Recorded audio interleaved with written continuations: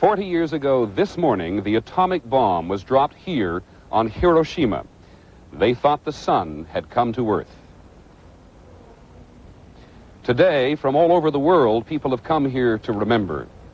From ABC, this is World News Tonight with Peter Jennings. Tonight, reporting from Hiroshima.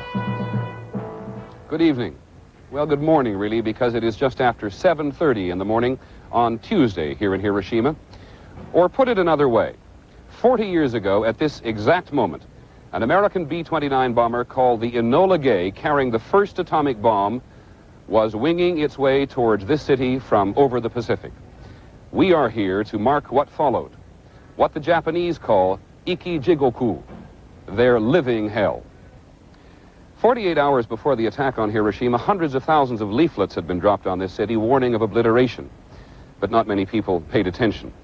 Some Japanese who believed the war was already lost actually believed a rumor that President Truman's mother had once lived nearby, and because this was a pretty city, that the U.S. forces would use Hiroshima as an occupation center. There had been an air raid warning in the middle of the night, but just about this time, the siren had sounded the all clear. Here's our chief correspondent, Richard Threlkeld.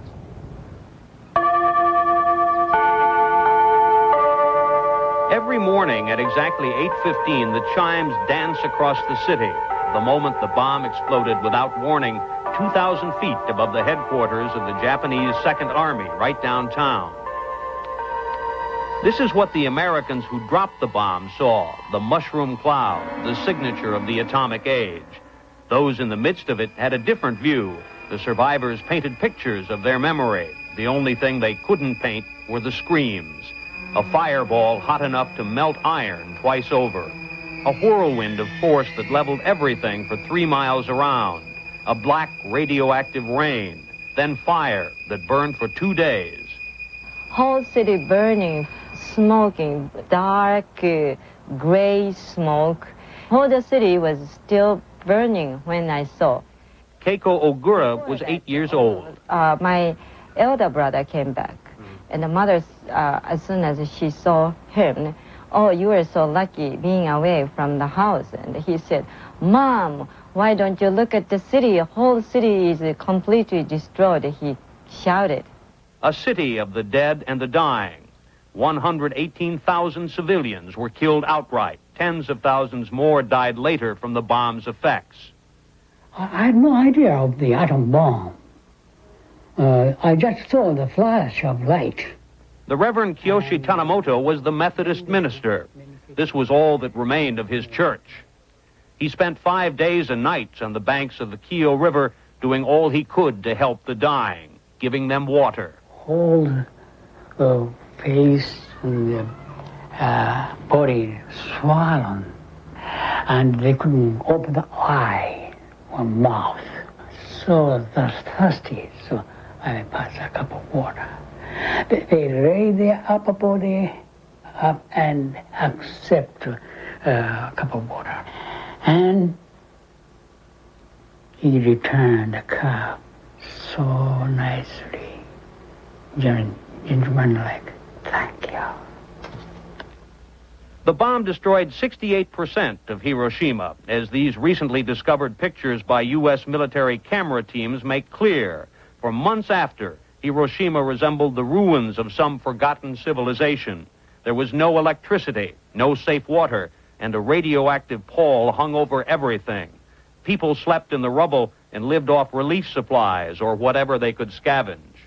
A city of mourners searching for the ashes or some remnant of their loved ones to enshrine with their ancestors. It took a very long time to put Hiroshima back together again, but they did. It has a much happier skyline today.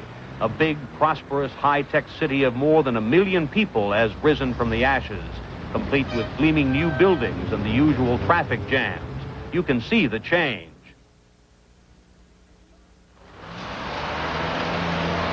The scars that remain are human scars. The bomb burned the bodies of those that survived, and it seared their souls. There's a hospital here that treats only the hibakusha, the Japanese call them, the bomb-affected persons. 114,000 of them still live in Hiroshima. Their bodies are ravished by radiation, making them easy prey for every illness. Mr. Kawata, a retired accountant and an Army private the day of the bomb, has been in and out of this hospital for years.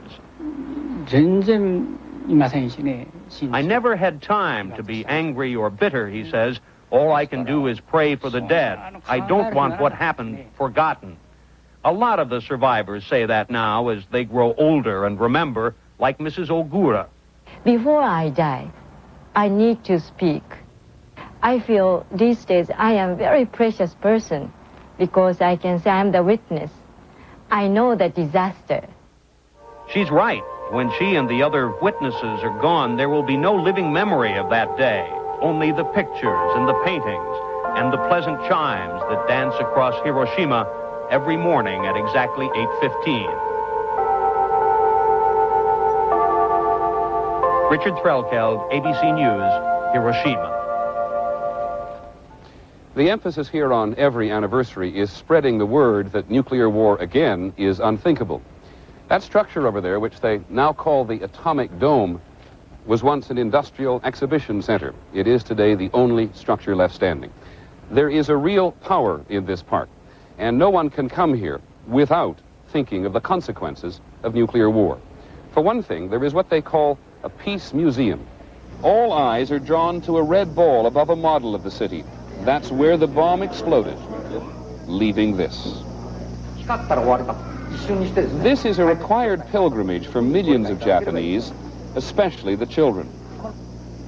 So little left, so much for a new generation to ponder. The Japanese do not shrink from their history. Japan started the war.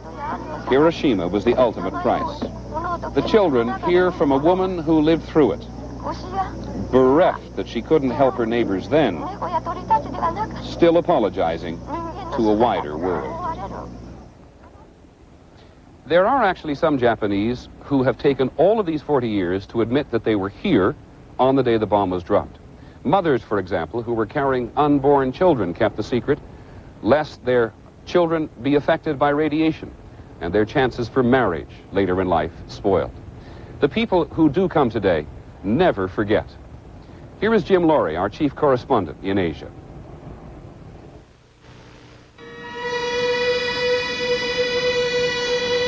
The eerie music of ancient bamboo flutes. Shinto priests lead a candlelight procession through Peace Park.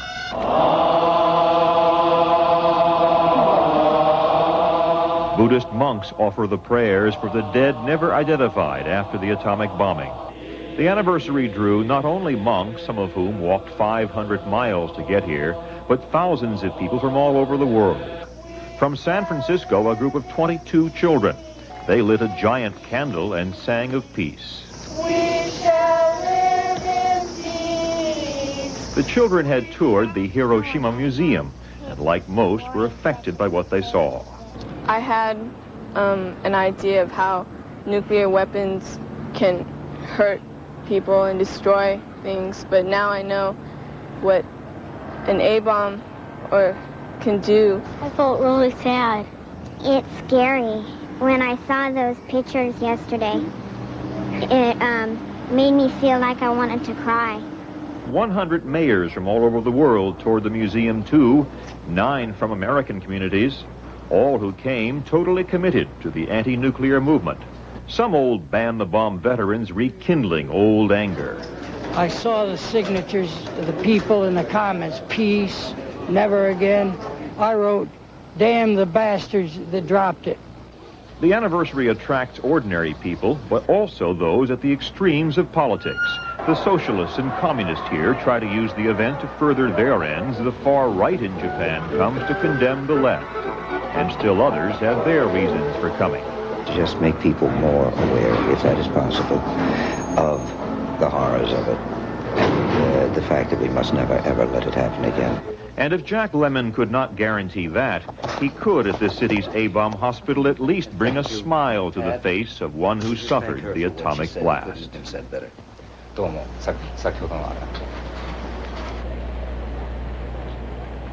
The A-bomb survivors have had few such moments. Most of them have constant worries about when the effects of the A-bomb will finally catch up to them. At this ceremony today, which will begin here in Peace Park in about 15 minutes, 45,000 people who have died in the last year, their names will be dedicated right behind me here at the cenotaph. Peter? Jim, I mentioned that those of us who visit here feel the impact of Hiroshima tremendously. What is the role that it plays in daily Japanese life? The Japanese are, of course, devoutly, if you can use that word, anti-nuclear. But these events are, of course, every year, and therefore they take it rather matter-of-factly. Peter? Jim, thank you very much. Jim Laurie, our Asia correspondent. Tonight, a special Nightline simulates what could have happened if America had not dropped the bomb on Japan. The Japanese are throwing everything they've got at our guys. Nightline with Ted Koppel tonight. A great many people have made our visit here to Hiroshima possible. We particularly want to thank the people at the Japan's National Broadcasting Company, NHK, and of course all the others. Just one final note from here in Hiroshima. Those people who died here at Hiroshima and later at Nagasaki were killed by the atomic bomb, but they actually died because of an evil Japanese ideology. There was no crime that the Japanese had not committed in their effort to conquer the rest of the world. Well, today's Japanese are uncompromising in their commitment to peace, and they are forever coming up to Americans and thanking them for setting them on the road to democracy. Hiroshima was a terrible lesson, but the Japanese appear to have learned it well. That is our report on World News Tonight. I'm Peter Jennings in Hiroshima. Good night. Tomorrow, Sybil Shepherd and Bruce Willis star in Moonlighting on ABC.